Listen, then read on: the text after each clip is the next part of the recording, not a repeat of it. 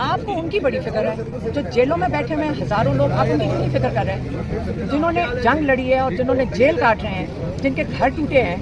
جنہوں نے جو اتنا ظلم سہا ہے، جن کی فیملیز پیچھے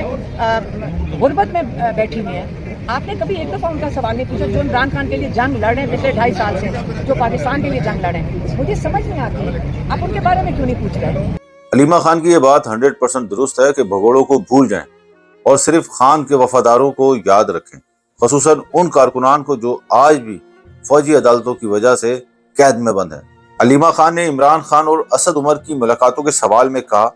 فواد چودھری، اسد عمر، عمران اسماعیل اور ان جیسے بے شمار پریس کانفرنس کر کے پارٹی کو مشکل وقت میں چھوڑ جانے والوں پر اپنا وقت برباد نہ کیجیے۔ ان لوگوں کی بات کیجیے جو شہید ہوئے، جن کو ملٹری کورٹ سے سزائیں ہوئیں، وہ تمام لوگ جو 2.5 سالوں سے اب تک جیل میں قید ہیں، ان کے لیے آواز اٹھائیں کہ ان کو انصاف کیوں نہیں مل سکا۔ وہ عام لوگ جن کے گھر اور کاروبار برباد کر دیے گئے،